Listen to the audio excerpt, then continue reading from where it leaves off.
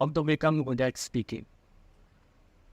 So you become good basically at any skill, whether speaking, sales, writing, content creation, creating videos, filmmaking, video editing, by repeating, by the repetition, by doing it again and again and again and again and again and again. So I teach students, जो 11वीं 12वीं 11th 12th 10th के students होते हैं, I teach them English and communication and political science specifically. तो जब मैं इनको पढ़ा रहा हूँ तो I practice a lot of my communication skills. I try to make things simple.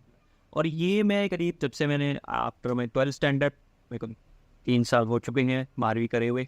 सो वो 3 साल से इसको प्रैक्टिस बहुत किया है. और पिछले 1.5 साल पहले जब मैंने अपना कंटेंट क्रिएशन स्टार्ट करा, हालांकि आई वॉज इनकंसिस्टेंट, आई वो failed at creating videos daily, but I practiced. I keep practicing. So I keep on practicing, repeating the words, the idea that I want to communicate. So उस repetition से क्या हुआ, एक तो अपना style form हो गया, बोलने का तरीका पता चल गया. अभी बहुत करना बाकी है, बहुत अच्छा सीखना बाकी है, but the answer is by repetition.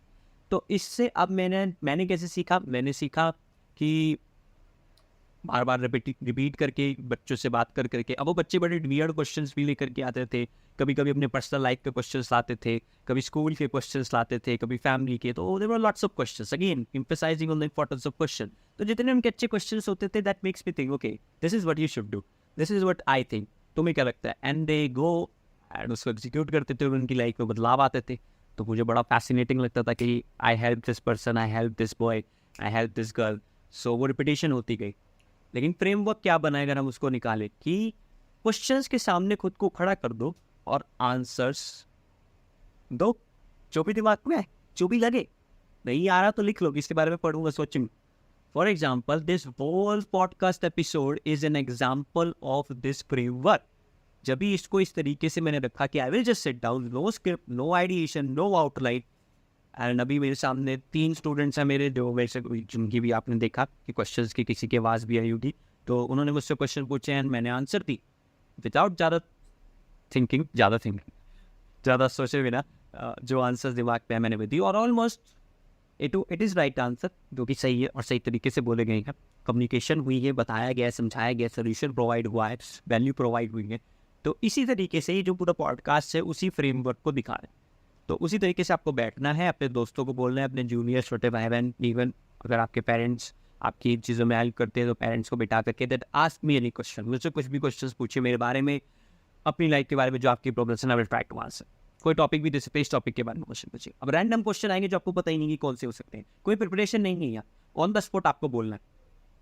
हकलाओगे, परेशानी होगी, दिमाग खराब होएगा, बहुत चीज़ें होंगी, जर्नी है, लेकिन you will learn it by speaking.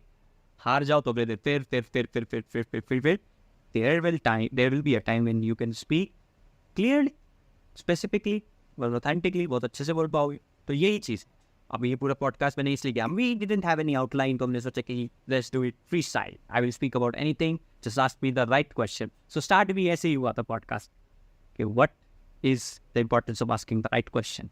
Now if you want to become better speaker, then become better at answering the right questions and understand what is the right question and learn how to ask the right question, because if there is no one, अगर मेरे room में कोई भी नहीं है तो मैं अपने आप से क्वेश्चन पूछूंगा. तो I must have this ability to ask the right question, and then I will think and I will speak and I will write, and that's how I will become good at speaking, at conversation and communicating my ideas and values.